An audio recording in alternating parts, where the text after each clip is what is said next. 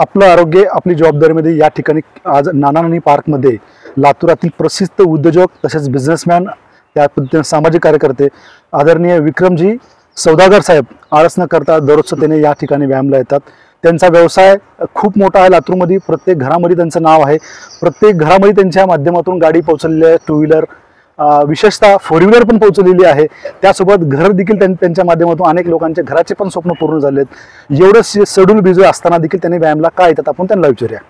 नमस्कार, मी गेल्या 15 वर्षापासून नियमित व्यायाम करीत आहे आणि व्यायामाचे खूप सारे फायदे आहेत। जसे की मला एवढं काम करावं लागतं, त्याच्यामुळे जर सकाळी मी व्यायाम केला तर मला दिवसभराची एनर्जी मिळते आणि सर्वांनी व्यायाम करावी ही मी सर्वांना म्हणजे विनंती करतो।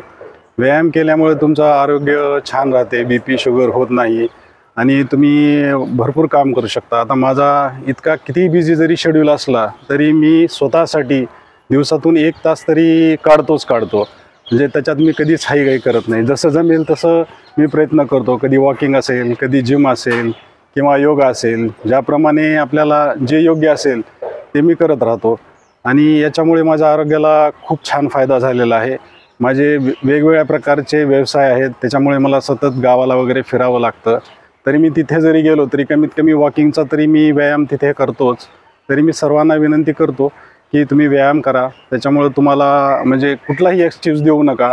आता म्हणजे आम्हाला किती जरी काम करावं लागलं, रात्री उशीर जरी आम्ही गावावरून आलो तरी आम्ही सकाळी लवकर म्हणजे 8ला जरी तुम्ही उठलात तरी सफिशियंट आहे। तुम्ही एखादा तास स्वतःला देऊ शकता।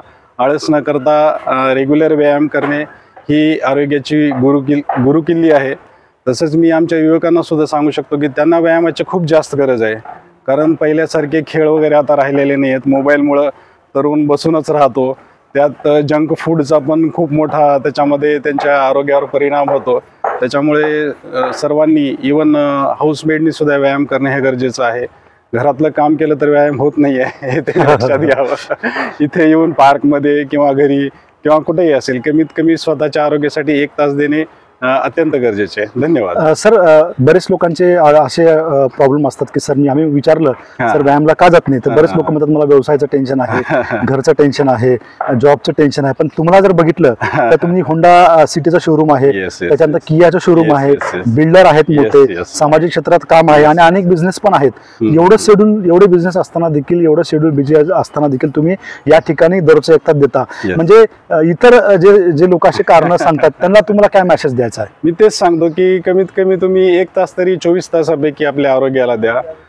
आणि तुम्ही समजा बाहेर नाही येऊ शकला तर घरी सुद्धा तुम्ही योगा करू शकता, प्राणायाम करू शकता किंवा मग पार्कमध्ये सुद्धा तुम्ही म्हणजे सकाळी 6ला उठून यायची गरज नाही। 8ला आलात, 9ला आलात, एखादा तास व्यायाम केलात तरी ते तुमच्या आरोग्यासाठी खूप लाभदायक आहे। सर सध्या एज काय तुमचं? माझं आता एज 49 आहे। बघा 49 वर्ष वय आहे, पण तुम्ही बघू शकता की यांची फिटनेस कशी आहे। कारण आज जर बघितलं तर 35व्या वर्षी 30व्या वर्षी बीपी शुगर माणसाला येऊ लागलेलं आहे। सर आपल्याला बीपी शुगर काय आहे? कुठलाच त्रास नाही बघा 49 वर्ष झालेत पण कुठलाच आजार नाही, यंग दिसतात, यंग एकदम। सर खरंच तुमचा आदर सर्वजण घेतलं पाहिजे आणि व्यायाम केलं पाहिजे। जय हिंद, जय भारत। थँक्यू।